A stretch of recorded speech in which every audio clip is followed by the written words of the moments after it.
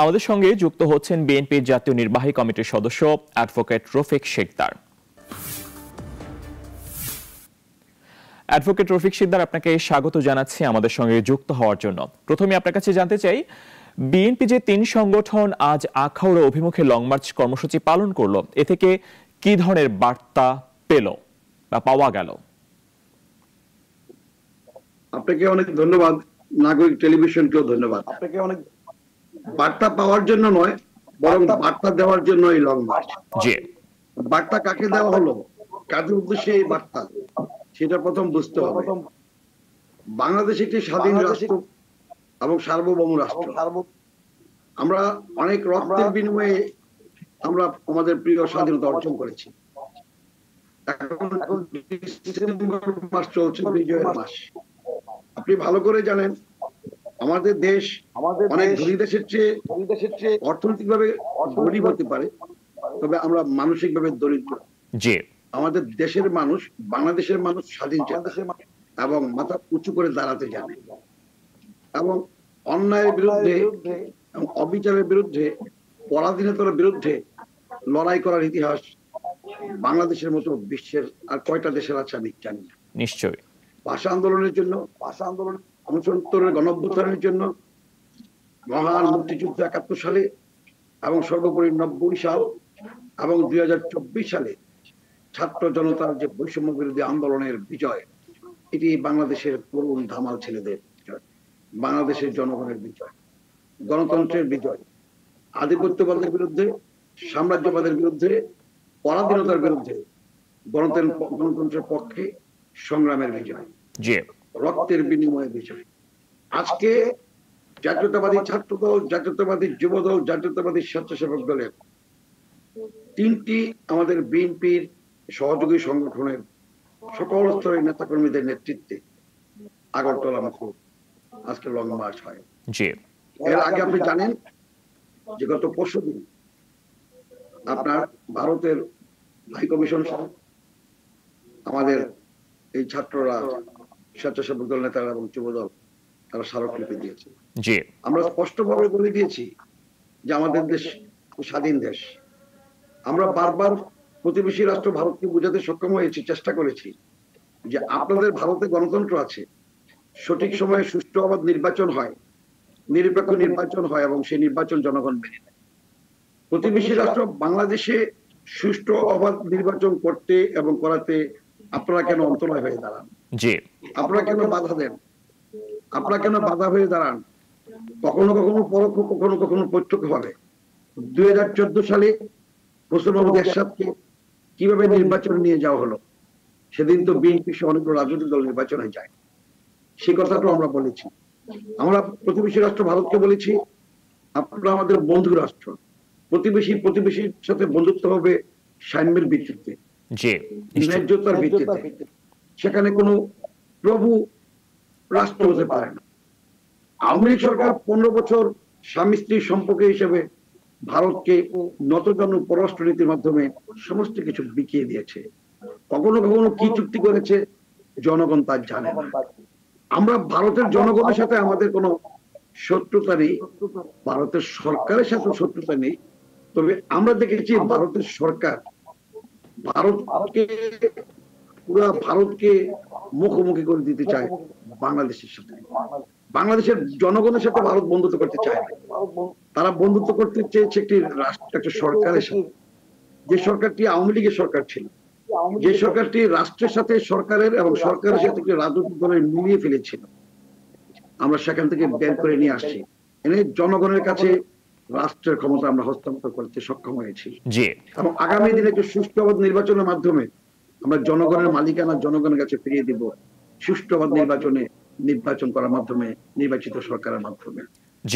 আমরা স্পষ্টভাবে বলেছি যে আমরা কোন দুর্নীতিকে অনুমোদন করি না, কিন্তু এখানে আমরা দেখেছি আওয়ামী লীগ সরকারের যারা ছিল বিগত দিনগুলোতে, তারা এত পরিমাণের দুর্নীতির টাকা পাচার করেছে, এমনকি শুধু আওয়ামী লীগের এমপি মন্ত্রীরা নয়, আওয়ামী লীগের বড় বড় উচ্চ পর্যায়ের প্রশাসনের কর্মকর্তারা তাদের বিভিন্ন দেশে, কানাডাতে, মার্কিন যুক্তরাষ্ট্রে শত শত বাড়ির খবর পত্র পত্রিকাতে নিউজ হয়ে আসছে।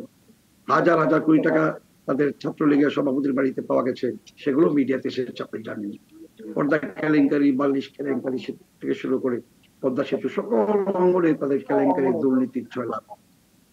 আজকে আমাদের এই বাংলাদেশে যেখানে বিএনপি যেদিন 2008 সালের পরে মাথা পিছু আপনার ঋণ ছিল মাত্র, জি রফিক শিকদার সাহেব, আপনার কাছে আরেকটা প্রশ্ন রয়েছে, আমার আরো প্রশ্ন রয়েছে। আমি জানতে চাই আপনার কাছে, গতকালকে দিল্লিতে বাংলাদেশের হাই কমিশনের কাছে বিক্ষোভ সমাবেশ করেছে হিন্দুত্ববাদী সংগঠন আরএসএস, আর আজকে আপনাদের লং মার্চ হলো আগরতলা অভিমুখে। ভারতের একটি মহল বিএনপিকে প্রতিক্রিয়াশীল দেখাতে চায়, এমন প্রেক্ষিতে দেশটির সঙ্গে বিএনপির দূরত্ব বাড়ছে বলে কি মনে করেন? আবার বলেন কথা। বলতে চাচ্ছি, গতকালকে আরএসএস তারা একটি সমাবেশ করেছে বাংলাদেশ হাই কমিশনের কাছে এবং আজকে আপনাদের লং মার্চ হলো আগরতলা অভিমুখে।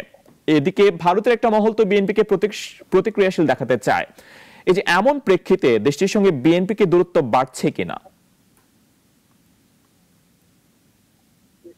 আমি বিএনপি দূরত্ব বাড়ছে কি কমছে আমি সেটা চেয়ে বড় করে দেখতে চাই বাংলাদেশের জনগণের সাথে ভারতের একটা বন্ধুত্বপূর্ণ সম্পর্ক প্রতিষ্ঠা হোক এবং পরবর্তীতে সরকারের সাথে সরকারের ন্যায্যতার ভিত্তিতে, সাম্যের ভিত্তিতে পররাষ্ট্রনীতির সকল নিয়ম নীতি অনুসরণ করে সম্পর্ক অতীতের চেয়েও আরো সুন্দর হোক, কিন্তু সেটি সাম্যের ভিত্তিতে এবং বন্ধুত্বের ভিত্তিতে, মর্যাদার ভিত্তিতে। আমার কাছ থেকে পররাষ্ট্রনীতি অনুযায়ী ভারত নেবে, ভারত আমাকে দিবে, সেটা হবে ন্যায্য হিসেবে আমাকে সেটা দিবে। কিন্তু ভারত যদি শুধু নীতিই চায়, দিতে জানে না, এই নীতিতে আমরা দেখেছি গত 15 বছর। হ্যাঁ দিয়েছে, আওয়ামী লীগকে সরকারের ক্ষমতা এনে দিয়েছে, আওয়ামী লীগকে ভোট ছাড়া নির্বাচিত হইতে সহযোগিতা করেছে এবং আওয়ামী লীগ যে পরিমাণ নিপীড়ন নির্যাতন করেছে, এটা প্রতিবেশী গণতান্ত্রিক রাষ্ট্র হিসেবে সেখানে তারা, আমরা যেন প্রতিবাদ করতে না পারি, সেখানেও তারা নানান ভাবে অন্তরায় সৃষ্টি করেছে। আজকে সময় দাবি এসেছে যে না, এটা হতে পারে না। আমরা প্রতিবেশী, শুধু ভারত কেন, আরো যারা প্রতিবেশী রাষ্ট্র আছে, বিশ্বের প্রতিটি প্রতিবেশী রাষ্ট্রের সাথে রাষ্ট্রের সুসম্পর্ক থাকবে এবং সেখানে সুসম্পর্কের মধ্য দিয়ে আমরা এগিয়ে যাব।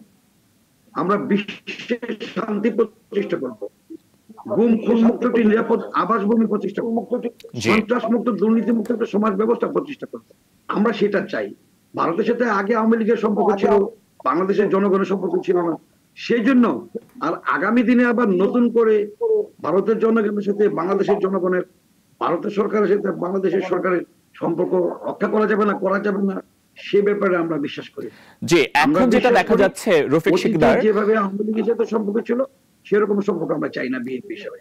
এখন যেটা আমরা দেখতে পাচ্ছি 5 আগস্ট পরবর্তী সময় রফিক শিকদার, নতজানু পররাষ্ট্রনীতি বিএনপি অনুমোদন করে না।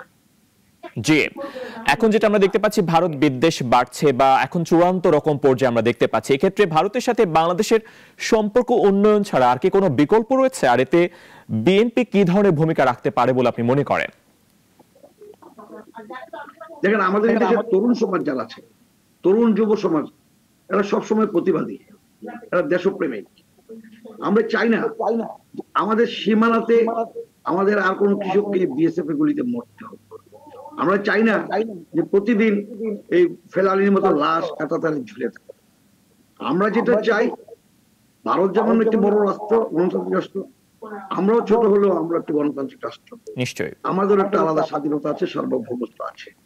সেজন্য যদি তীব্রতা বাড়ে, এটি যদি আন্তর্জাতিক মহল মনে করে, এমনকি প্রতিবেশী রাষ্ট্র ভারত যদি মনে করে, তাহলে নিশ্চয়ই তারা যে অবস্থাতে আছে সে অবস্থা থেকে ফিরে যাবে। আমরা দেখেছি গভীরভাবে যে 5ই আগস্ট পট পরিবর্তনের পরে আওয়ামী লীগ নেতৃত্ব হেলিকপ্টার যোগে ভারতে যে পালিয়ে রইল, সে আওয়ামী লীগ নেতৃত্বে আজও যেমনি ভারত বাংলাদেশের কাছে ফিরিয়ে দেয় নাই বিচারের জন্য। বাংলাদেশে হাসিনার আদালতে বিচার হবে, এটা বাংলাদেশের জনগণ চায়। তিনি যে সকল অপরাধ করেছেন, তিনি ওনার নির্দেশে যেভাবে গুলি হয়েছে, রক্ত ঝরেছে, গুম খুন হয়েছে, এটার বিচার বাংলাদেশের হবে। তিনি যদি নাও আসেন, তারপর ওনার বিচার প্রচলিত আইন অনুযায়ী হবে। কিন্তু আমার বক্তব্য স্পষ্ট, যে ভারতের সমস্যাটা কোথায়? বাংলাদেশে গণ অভ্যুত্থান হয়েছে, ছাত্র গণ অভ্যুত্থান হয়েছে, দুর্নীতির বিরুদ্ধে, অন্যায়ের বিরুদ্ধে, যে ফ্যাসিস্ট সরকারের বিরুদ্ধে, সেটা ভারত কি পরাজয় হয়েছে? কিন্তু ভারতের কথাবার্তায় এবং তাদের যে মিডিয়াগুলোতে প্রতিদিন যে নিউজ গুলো আসছে আমরা দেখতে পাচ্ছি, আমরা গভীরভাবে বাংলাদেশের জনগণ, শুধু বিএনপি না, পছন্দ করছে যে তারা যেন, ভারতের সরকার যেন পরাজিত হয়েছে। জি, রফিক শিকদার, এক্ষেত্রে আমি একটু যুক্ত করতে চাই। রফিক শিকদার, ভারত যে পরাজয় বরণ করেছে এমনটা মনোভাব আমরা দেখতে পাচ্ছি। পশ্চিমবঙ্গের যিনি বিজেপির যিনি প্রধান বিরোধী নেতা শুভেন্দু, তিনি বলেছেন গতকালকেও যে শেখ হাসিনা এখনো বাংলাদেশের বৈধ প্রধানমন্ত্রী এবং শেখ হাসিনা বাংলাদেশে ফিরবে হযরত শাহজালাল আন্তর্জাতিক বিমানবন্দরের প্রধানমন্ত্রী হিসেবে। এটাকে আপনি কতটুকু থ্রেট বলে মনে করেন? দেখুন, আমি তো সেজন্য আপনাকে বলছি যে ভারত শেখ হাসিনাকে চিরদিনের জন্য, ম্যাকবেথের যে ফর্মুলা, অনন্তকালের জন্য ক্ষমতা রাখতে চেয়েছে, কিন্তু ভারতের কথায় বাংলাদেশের জনগণ চলে না। শেখ হাসিনা চলতে পারে, আওয়ামী লীগ চলতে পারে, বিএনপিও চলে না, বাংলাদেশ চলে না। বাংলাদেশ চলবে বাংলাদেশের জনগণের কথা, বিএনপি চলবে বাংলাদেশের জনগণের কথা, বিএনপি চলবে বাংলাদেশের যতগুলো রাজনৈতিক দল আছে ক্রিয়াশীল তাদের কথায়, বিএনপি চলবে বাংলাদেশের সকল শ্রেণীর পেশাজীবীর মানুষের কথায়, আপনাদের কথায়, আপনারা যারা সাংবাদিক আছেন সাংবাদিকদের কথা বিএনপি চলবে, ভারতের কথায় নয়। সুতরাং ভারত যদি মনে করে শেখ হাসিনাকে প্রধানমন্ত্রী এখনো মনে করে, তাহলে সেখানে কেন নিয়ে গেছে? বাংলাদেশে পাঠিয়ে দেখ, কেন হেলিকপ্টার দিয়ে ভারতে নিয়ে গেল? আমরা তো বারবার বলেছি তাকে বাংলাদেশে পাঠিয়ে দেখ, বাংলাদেশে প্রচলিত নিয়ম অনুযায়ী তার বিচার হবে। আর তিনি যদি প্রধানমন্ত্রী হন, আসুক বাংলাদেশে, জনগণ ওনাকে ফুলের মালা দিয়ে গ্রহণ করবে, তাই না? জি, আসুক, ফুলের মালা নিয়ে থাকে সে, আমার কথা হলো সেটা। এবং শেখ হাসিনাকে ভারত যেরকম ভাবে হেলিকপ্টারে করে নিয়ে গেছে বা তাদেরকে আশ্রয় দিয়েছে, একই ক্ষেত্রে প্রশ্ন উঠেছে বাংলাদেশ থেকে কারা সাহায্য করেছে শেখ হাসিনাকে ভারতে চলে যেতে সাহায্য করেছে, তেমন প্রশ্ন আবার সমন্বয়করাও তুলছেন, তাদেরও বিচারের দাবি তারা জানাচ্ছেন। একটা প্রশ্ন করতে চাই, বাংলাদেশে রাজনৈতিক পালাবদলে বহির্বিশ্বে একটা ইতিবাচক প্রতিক্রিয়া লক্ষ্য করা গিয়েছে ডক্টর মোহাম্মদ ইউনূসের নেতৃত্বাধীন সরকার গঠিত হওয়ার অনেকে অভিনন্দনও জানিয়েছেন, কিন্তু 3.5 মাস পরেও পররাষ্ট্রনীতির ক্ষেত্রে বড় কোনো সাফল্য কি লক্ষ্য করা গিয়েছে? ডক্টর ইউনূস সাহেব একজন বিশ্বের নাম করা একজন খ্যাতনামা একজন নোবেল বিজয়ী, জি, সমগ্র বিশ্বে ওনার সুনাম আছে। বাংলাদেশের সকল স্তরের মানুষ ওনাকে সম্মান করে, শ্রদ্ধা করে। বাংলাদেশের একটি সংকটকালে ওনাকে সকল রাজনৈতিক দলের এবং জনগণের ইচ্ছার প্রতিফলন ঘটিয়ে ওনাকে অন্তর্বর্তীকালীন সরকারের প্রধান উপদেষ্টা হিসেবে নিয়োগ করা হয়েছে। আমি বিশ্বাস করতে চাই এই ডক্টর ইউনূস সাহেবের নেতৃত্বে বাংলাদেশ এগিয়ে যাচ্ছে। ইউনূস সাহেবের নেতৃত্বে আগামী দিনে খুব তাড়াতাড়ি সুন্দর নির্বাচন কমিশন, স্বাধীন কমিশন হতে যাচ্ছে। সংস্কারের মাধ্যমে দ্রুত একটা নির্বাচনের মাধ্যমে একটি গণতান্ত্রিক সরকার হবে, যেটি গত 15 বছর হয় নাই। জনগণ ভোট দিতে পারে না গত 15 বছর, আপনি জানেন। সেই জনগণ ভোটাধিকার প্রতিষ্ঠা করবে, ভোট দিবে, এরকম একটি ভোট এবং সরকার প্রতিষ্ঠা হবে ভোটের মাধ্যমে। সেই আয়োজন ডক্টর ইউনূস সাহেব করছেন এবং তিনি দিনরাত পরিশ্রম করছেন। সুতরাং ডক্টর ইউনূস সাহেবকে সমগ্র বিশ্বের যারা আছে রাষ্ট্রপ্রধান সবাই সম্মান করেন এবং তিনি আজকে বাংলাদেশে আছেন। আমরা দেখেছি কিছুদিন আগে তিনি একটি সেমিনারে গিয়েছিলেন, বাকু সম্মেলন, সম্ভবত জাতিসংঘ, হ্যাঁ জি বলুন আপনি। সেখানে ওনাকে সমগ্র বিশ্বের নেতারা কিভাবে সম্মান জানিয়েছে, যেটি একটি বিরল ঘটনা। সুতরাং এখানে ডক্টর ইউনূসের সাথে শেখ হাসিনা কোনো তুলনা হতে পারে না। ডক্টর ইউনূস সাহেব সমস্ত রাজনৈতিক দলের ইচ্ছা প্রতিফলন ঘটিয়ে একটি বিপদমুখী একটা বাংলাদেশকে রক্ষা করেছেন। আর শেখ হাসিনা ভোটারবিহীন রাষ্ট্র ক্ষমতায়, সরকার ক্ষমতায় থেকে গত 15 বছর দেশকে লুটপাট করে ধ্বংসের দ্বার প্রান্তে পৌঁছে দিয়েছেন। সুতরাং যারা ডক্টর ইউনূস সাহেবকে, যারা বাংলাদেশকে, যারা বিএনপিকে, বাংলাদেশের সকল গণতান্ত্রিক রাজনৈতিক দলগুলোকে ভালোবাসে, জনগণকে ভালোবাসে, তারাই আমাদের প্রকৃত বন্ধু। সেটা ভারত হোক, ভুটান হোক, নেপাল হোক, যারাই হোক, তারাই আমাদের প্রকৃত বন্ধু। আর আমরাও সহযোগিতার হাত বাড়িয়ে দিতে চাই আমাদের এই ক্ষুদ্র প্রয়াস থেকে। আমরাও আমাদের তরফ থেকে অবশ্যই আমাদের হাত অবারিত থাকবে, যেন আমাদের সাথে বন্ধুত্বের মাধ্যমে এবং ভ্রাতৃত্বের মাধ্যমে এবং সমঝোতা, সাম্যের ভিত্তিতে, ন্যায্যতার ভিত্তিতে আমাদের একসাথে প্রতিবেশী রাষ্ট্রগুলো এবং পররাষ্ট্রনীতিতে যে সকল দেশগুলোর সাথে আমাদের পররাষ্ট্রনীতিতে সিগনেচার করা আছে, চুক্তি আছে, সেই চুক্তিবদ্ধ দেশগুলোর সাথে আমরা সেভাবে সাম্যের ভিত্তিতে সমঝোতার ভিত্তিতে এগিয়ে যাবো। আমাদের সমগ্র বিশ্বে বন্ধু রাষ্ট্র আছে এবং সে সকল রাষ্ট্রগুলো মানবতার পক্ষে আছে। ভালো করে জানেন যে গতকাল আন্তর্জাতিক মানবাধিকার দিবস ছিল 10ই ডিসেম্বর।